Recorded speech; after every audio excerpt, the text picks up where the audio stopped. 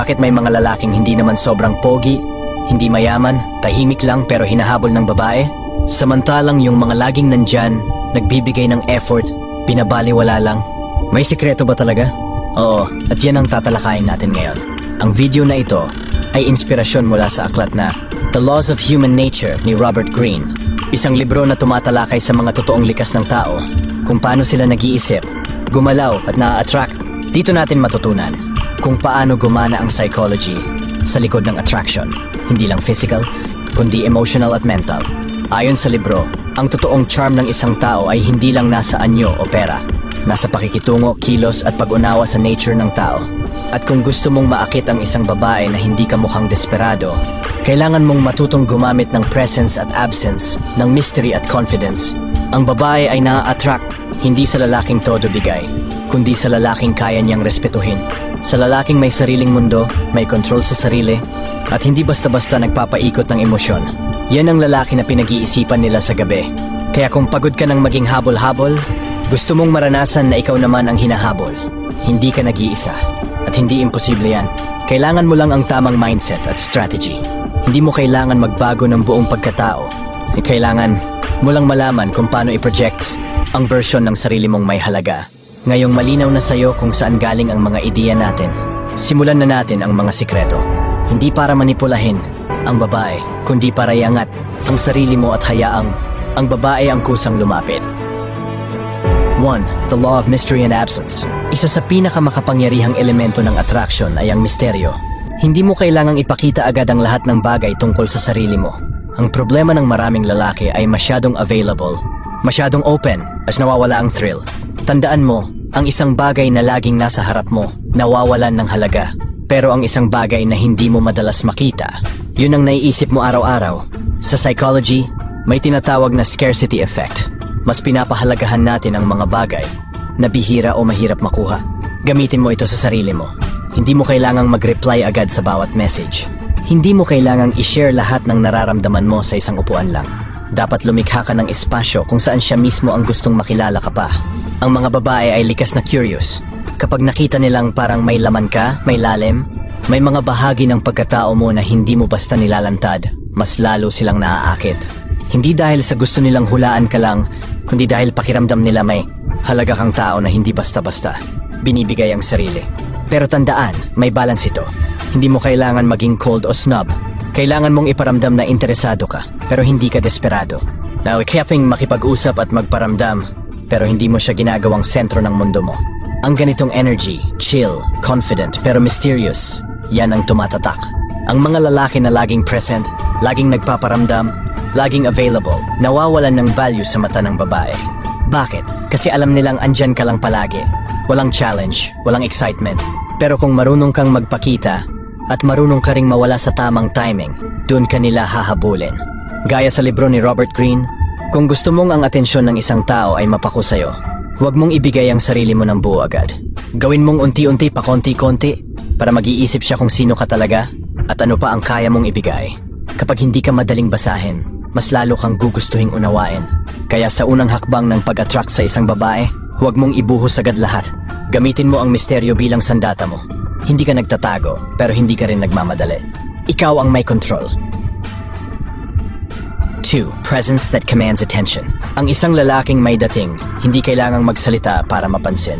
Yung tipong pagpasok pa lang niya sa isang kwarto, mapapatingin na ang lahat. Hindi dahil pogi, hindi dahil maingay, kundi dahil sa aura at galaw niya. Yan ang tinatawag na commanding presence.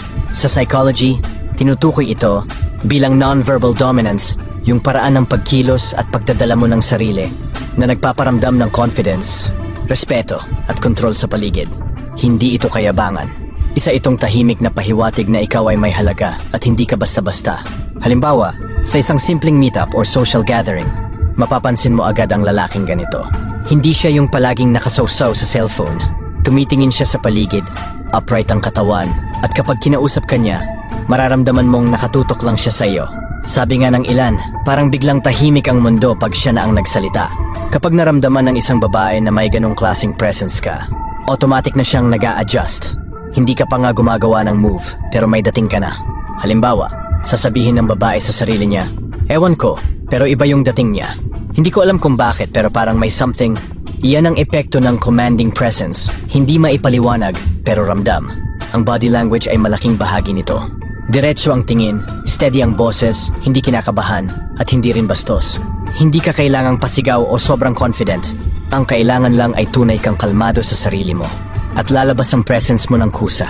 Sa isang relasyon o kahit sa ligawan. Kapag alam ng babae na hindi mo kailangang patunayan ang sarili mo, doon siya nahuhulog. Bakit? Kasi iba ang energy mo. Hindi ka desperate, hindi ka trying hard. At sa mundong puno ng lalaking laging nagmamadali at nangungulit, ang pagiging composed ay isang rare na turn-on. Kaya kung gusto mong makuha ang respeto at atensyon ng kahit sinong babae, huwag ka lang basta maging magaling magsalita. Ayusin mo ang presence mo. Dapat kahit tahimik ka, nararamdaman kang andyan. Hindi ka maingay, pero hindi ka rin invisible. Yan ang totoong alpha. Hindi yung laging pasikat, kundi yung laging present kahit walang sinasabi. 3. Emotional pull-through contrast. Ang isa sa pinaka-epektibong paraan para maakit ang isang babae ay ang paggamit ng emotional na contrast. Ibig sabihin, ipinapakita mo sa kanya na hindi ka isang flat character. May lalim ka. May emosyon pero hindi ka emosyonal. May lambot pero may tigas. May sayang dala pero may misteryong bumabalot. Sa psychology, ito ay tinatawag na affective contrast, kung saan nabibighani ang tao sa isang taong may dalawang magkasalungat na enerhiya sa tamang balanse. Para kang puzzle na gusto niyang buuin. Lalo na kung sa unang tingin ay tahimik ka, pero sa personal mong kilos, mapapansin niyang may kakaiba kang sinasaloob. Halimbawa, nasa isang inuman o group hangout kayo. Tahimik ka lang, nakikinig. Hindi maingay. Pero may isang moment na bigla kang nagbukas ng kwento. Simple lang pero malalim. Tungkol sa isang pagkatalo mo noon at kung paano ka bumangon. Napatingin siya sa'yo ng matagal. Sa isip niya, akala ko tahimik lang siya. Pero grabe pala pinagdaanan niya. Parang gusto ko pa siyang makilala. O kaya naman, isa kang lalaking matigas ang panlabas na ugali. Firm, diretso, hindi madaldal. Pero pagdating sa hayop o sa bata, bigla kang nagiging maalaga at soft. Magugulat ang babae, di ko in-expect na marunong pala siyang magpakita ng care. Parang ang lalim niya. Ganito gumagana ang emotional contrast. Hindi mo kailangan magpanggap. Kailangan mo lang maging buo, hindi isang side lang. Lalaki kang hindi perfect pero ramdam na ramdam ang kabuuan. At tandaan mo, ang kababaihan ay emosyonal na nilalang. Hindi sila basta-basta nahuhulog sa looks o yaman lang. Nahuhulog sila sa lalaking may presence at lalim. Sa lalaking nagugulat silang intindihin pero hindi nila agad mabasa. Kaya minsan, sasabihin ng babae, hindi ko talaga alam kung bakit gusto ko siya. Pero may kakaiba talaga sa kanya. Parang ang lalim niya. Parang gusto ko siyang kilalanin pa kahit nakakatakot. Iyan ang kapangyarihan ng contrast. Hindi ka predictable, kaya siya mismo ang nahuhulog sa bitag ng curiosity at emosyon. 4. Vulnerability without desperation. Ang pagiging vulnerable o bukas sa emosyon ay hindi kahinaan, lalo na kung marunong kang ilugar. Sa psychology, ang controlled vulnerability ay isang makapangyarihang sandata para makuha ang tiwala at damdamin ng isang babae. Pero tandaan, ang goal ay hindi magmakaawa, kundi ipakita na marunong kang magpakatotoo habang nananatili kang matatag. Halimbawa, may kwento kang bigla mong nabanggit habang kausap mo siya. Nung grade 6 ako, hindi ako pinansin ng nanay ko sa graduation. Sa dami ng ginagawa niya sa abroad, di niya na malayang matagal ko na pala siyang hinahanap-hanap. Simple, direkta, hindi dramatic. Pagkatapos mong sabihin, hindi mo ito ginawang eksena. Tumahimik ka lang, ngumiti, tapos tinanong mo siya tungkol sa kanya. Doon, naramdaman ng babae na hindi ka nagtatago, na may lalim ka, at higit sa lahat, na hindi ka desperate para makakuha ng awa. Ipinakita mo lang na may pinagdaanan ka rin. Pero hindi ka durog, hindi ka humihingi ng tulong. Isa itong paraan para iparamdam na kahit anumang sakit o kahinaan, kaya mong tayuan. Sa totoo lang, karamihan ng lalaki ay takot magpakita ng ganito. Ayaw nilang isipin na mahina sila. Pero ang babae, lalo na ang emotionally mature, ay na-attract sa mga lalaking marunong magpakatotoo. Hindi iyakin, hindi sobrang alpha, kundi balanse. Sabi nga ng isang babae sa usapan nila, hindi siya katulad ng iba, hindi siya nagyayabang. Pero nung nagkwento siya tungkol sa tatay niyang iniwan sila, parang gusto ko siyang yakapin. Parang gusto ko siyang ipaglaban kahit hindi niya hinihingi. Ganyan gumagana ang vulnerability. Kapag tama ang timing at natural ang daloy ng kwento, hindi ito kahinaan. Isa itong anyo ng koneksyon. Sa mata ng babae, mas gugustuhin nila ang lalaking marunong magbukas ng puso. Basta hindi ito ginagamit para manipulahin o maging needy. Ito ang klase ng lalaking gusto nilang samahan, hindi lang dahil sa tibay, kundi dahil sa totoo siyang tao. 5. The power of delayed attention. Isa sa pinaka-epektibong psychological move na ginagamit ng mga kalalakihan na confident sa sarili ay ang tinatawag na delayed attention. Sa madaling salita, hindi mo agad ipinapakita ang sobrang interes. Hindi ito pagiging pa-hard to get, kundi isang paraan para lumikha ng intrigue, ng misteryo, at para mahulog sa iyo ang babae na parang hindi niya napapansin.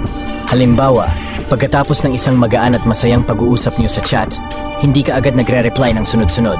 Hindi ka rin agad nag-i-initiate ng next convo. Hindi ka nagtatampo, hindi ka nagmamakaawa. Relax ka lang. Busy ka sa sarili mong buhay. Doon niya maiisip, ba't kaya hindi siya tulad ng iba? Sa social dynamics, ang taong hindi agad sumusunod ay naglalabas ng value. Ibig sabihin hindi ka desperado at meron kang sariling mundo.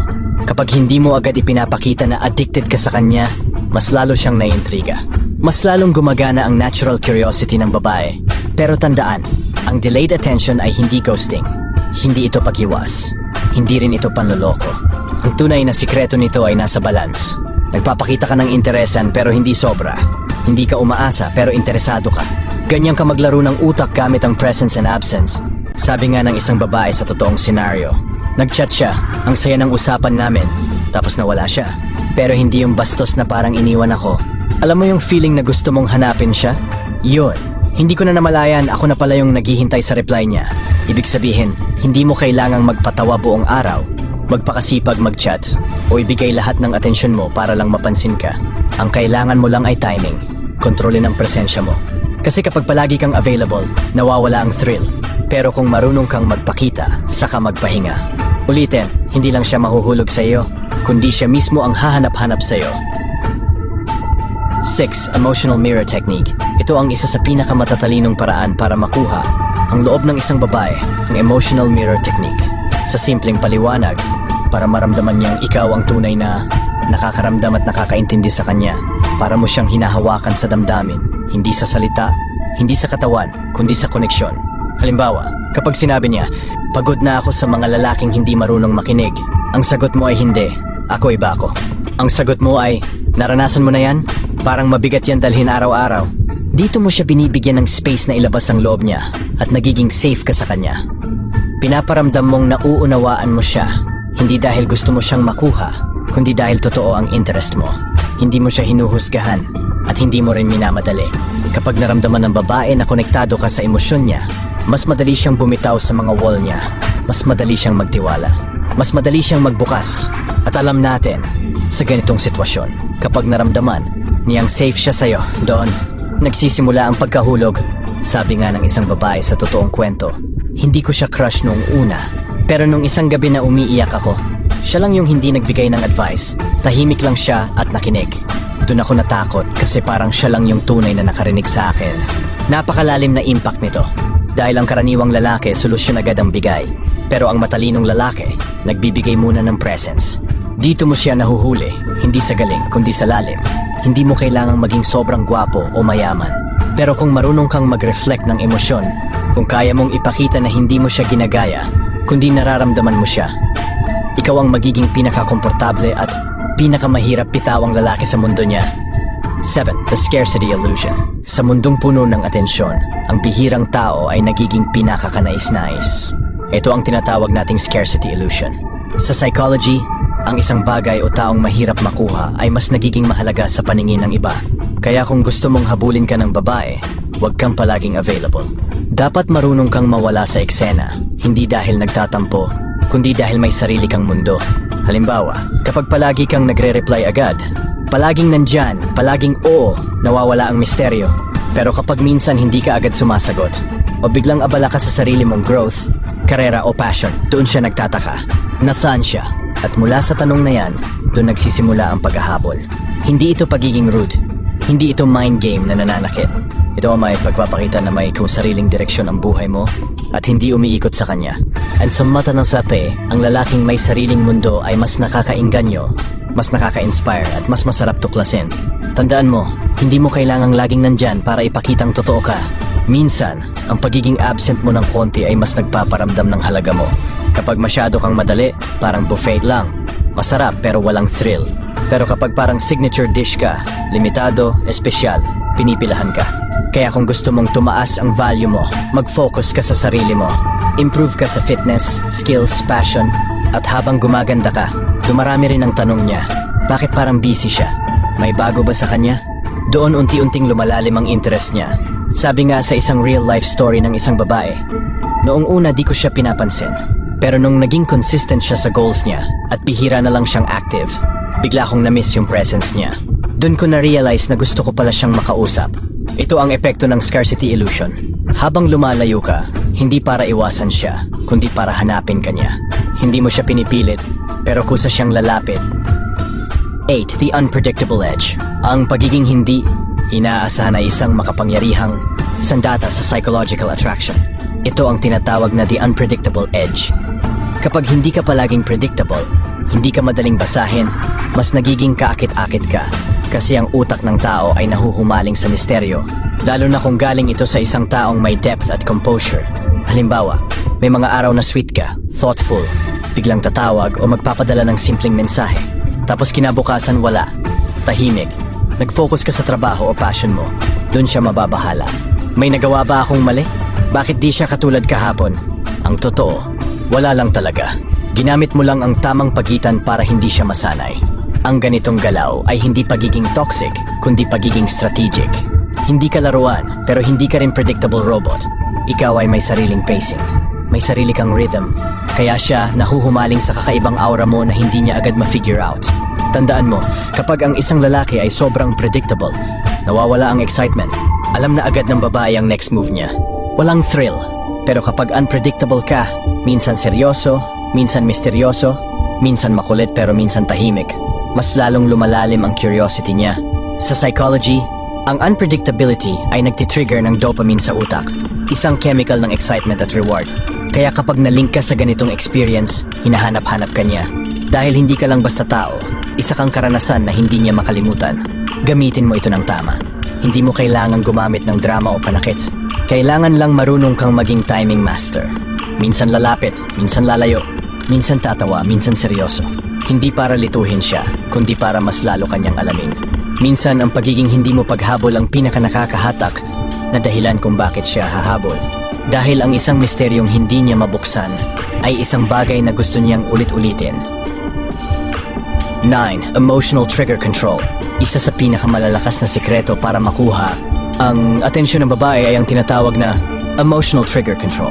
Kapag marunong kang gumalaw sa tamang emosyon ng isang babae, kung kailan siya patawanin, kailan siya pakalmahin, kailan siya pansamantalang i-distance, mas lalo kang naiiba sa lahat ng lalaki. Halimbawa, may mga oras na down ng babae.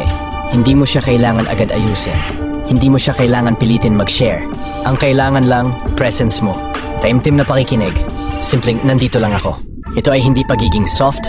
Ito ay pagiging emotionally intelligent. Isang rare trait na hindi basta makikita sa karamihan ng lalaki. Kapag naman masaya siya, huwag mong patayin ng energy. Makisakay ka, magbato ng konting humor o dagdagan mo pa ang vibe. Sa ganitong paraan, mararamdaman niyang ikaw ang taong nakakaintindi ng rhythm ng emosyon niya. At tandaan mo, once naramdaman niyang safe siya sa'yo, emotionally, mahirap na siyang makabitaw. Pero sa kabilang banda, dapat mo ring matutunan na huwag maging available sa lahat ng pagkakataon. Hindi lahat ng message dapat replyan agad. Hindi lahat ng tawag dapat sagutin agad-agad. Kasi kapag nasanay siya na andyan ka palagi, nawawala ang value. Kailangan mong patikimin siya ng iyong presence. Pero hindi sobra-sobra. Ang tamang paggamit ng emotional timing ay parang musika. May tamang tempo, may tamang beat, may tamang pause. Hindi ito scripted. Ito ay intuitive. Pero matutunan mo ito kung marunong kang makiramdam. At hindi lang basta react ng react. Kapag nagawa mong i-master ang emotional trigger control, parang may invisible thread ka na nakakabit sa kanya. Hindi niya alam kung bakit kanya iniisip, pero naiisip ka niya. Kasi naramdaman mo siya sa level na hindi naabot ng iba. At tandaan mo, hindi mo kailangang maging perfect. Kailangan mo lang maging aware. At kapag aware ka sa emosyon ng isang babae, at marunong kang laruin ito ng may respeto, hinding-hindi ka niya malilimutan. 10. Social validation shift. Isa ito sa pinaka-epektibong psychological strategy na madalas hindi napapansin, ang social validation shift. Sa madaling salita, kapag ang babae nakita ka bilang taong may mataas na social value o desirability sa mata ng iba, mas nagiging curious siya sa'yo. Hindi dahil sa gusto ka na niya agad, kundi dahil sa tanong sa isipan niya. Bakit siya tinitingala ng iba? Halimbawa, pumasok ka sa isang room o lugar kung saan may kumpiyansa ka sa sarili at makikita ng babae na may ibang tao, babae man o lalaki, na komportable at interesado sa'yo. Hindi mo kailangang magpakitang gilas. Yung natural na energy mo, sapat na para makita niya na may saysay kang tao. Madalas nagkakaroon ng shift ang perception ng babae sa isang lalaki kapag nararamdaman niya na hindi lang siya ang nakakapansin dito. Nagiging challenge ito sa kanya. Parang sinasabi ng utak niya, ano bang meron sa kanya at parang ang daming may gusto sa kanya. And sa utak ng isang babae, kapag desirable ka sa social circle, mas malaki ang chance na ma-develop ang attraction. Pero huwag mong gamitin ito para lang magpa-impress. Dapat totoo, dapat organic. Makisama ka sa iba ng may respeto. Magpakita ng leadership sa simpleng paraan. At huwag kang maging needy o mukhang laging naghahanap ng validation. Ang irony nito, kapag hindi ka humahabol ng attention, mas hinahabol ka. Ang sikreto dito ay influence. Hindi kailangang maging sikat, pero dapat may halaga ang presensya mo. Kapag na-feel ng babae na ikaw, ang tipo ng lalaking pinapakinggan o pinapansin ng iba, parang automatic siyang nahihila sa orbit mo. Sa ganitong paraan, hindi mo na kailangang pilitin ang isang babae para magustuhan ka. Kasi kusa na siyang mahuhulog. Hindi dahil sinabi mo, kundi dahil nakita niya mismo ang value mo sa mata ng mundo. At kung na-master mo na ang social validation shift, mas madali na ang susunod na hakbang, panatilihin ang mystery at control ng narrative mo. Ngayong napag-usapan na natin ang mga sikreto mula sa aklat na The Laws of Human Nature ni Robert Greene, sana ay nabuksan ang isipan mo kung gaano kaimportante ang pag-unawa sa likas na ugali ng tao, lalo na sa dynamics ng attraction. Tandaan, hindi ito tungkol sa panloloko o manipulasyon, kundi sa strategic at matalinong paggalaw. Bilang isang lalaking may kontrol sa sarili at alam ang tunay niyang halaga, lagi mong tandaan, ang pinaka-nakaka-attract na lalaki ay hindi yung pinaka-pogi, pinaka-mayaman, o pinaka-maganda ang katawan, kundi yung lalaki na may presence, disiplina at misteryong mahirap basahin. Yung tipong hindi madaling maabot, pero hindi rin bastos o suplado. Yung tipo ng lalaking may sariling mundo. At kung papalarin ng babae, mapapasama siya doon. Kung seryoso kang ayusin ang sarili mo at gusto mong matuto pa ng mas malalim na kaalaman tungkol sa dark psychology, social behavior, and modern relationships, dito ka na sa Darkness of Truth. Dito natin inilalatag ang mga teknik, babala, at realidad na hindi tinuturo ng karamihan, pero kailangan mo para mabuhay ng may control, respeto, at katalinuhan. At kung nagustuhan mo ang video na ito, pwede kang mag-subscribe bilang YouTube member para sa mga exclusive videos na para lang sa mga seryosong gustong matuto. At kung may natutunan ka, pwede ka ring magpadala ng super thanks bilang suporta sa ating content. Hindi natin kailangan ng milyon-milyong views para magpatuloy. Ang kailangan lang natin ay mga kagaya mong lalaking handang matuto at gamitin ang kaalaman sa tamang paraan. Maraming salamat sa panonood at hanggang sa susunod na video. Ito ang Darkness of Truth, ang channel kung saan hindi lang utak ang pinapagana, kundi pati diskarte at karakter.